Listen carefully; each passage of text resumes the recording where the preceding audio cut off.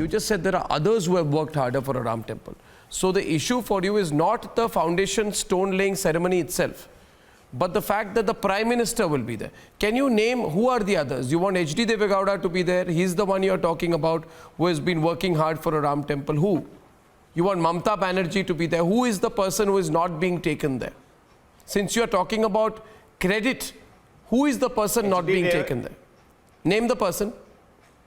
Name the person.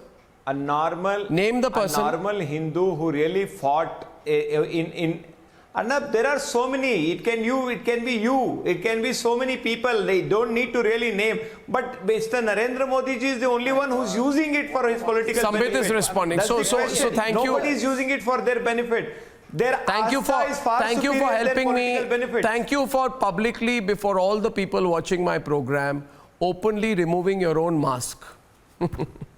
You people talked about COVID, but eventually you brought it down to the real issue. Your real issue is Modi. Sambit, thank you for removing your mask. Yeah. See, in fact, Tanveer, my good friend, in fact, really began with a note which is the note. The note is anti-Modi campaign.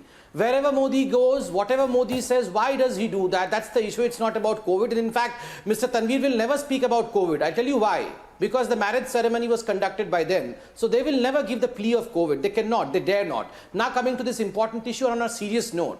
This is a battle. This is a war, I would say, that India has won, not Hindus, that India has won, Indian faith has won after a fight for 528 long years. 528 long years. So 5th of August next month is going to be a historical day, not only in India, but worldwide, because it was a war fought democratically for all these years. Through all the courts, the longest surviving court case in the world, 136 years. It means something. Number two, do you think, Mr. Goswami, that these people will ever stand with Ram Temple? There was a political party. It's almost moving towards oblivion today. The political party led by Antonio Maino. And what did Antonio Maino said in the affidavit? She said Ram does not exist. Ram is mythical. And Antonio Maino sent Kapil Sibal to represent the issue in the Supreme Court, in the top court. What did Kapil Sibal compare Ram with? He compared Ram with triple talaq.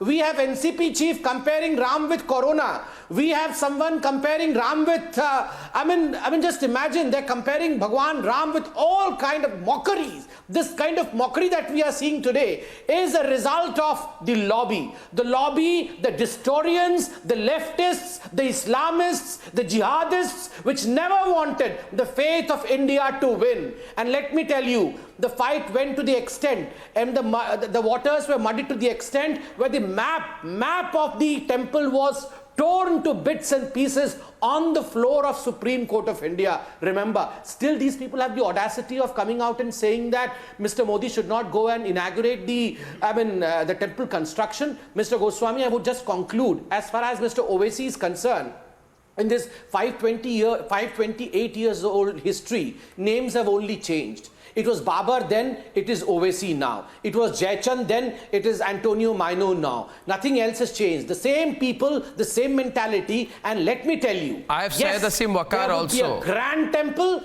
That is the faith of India.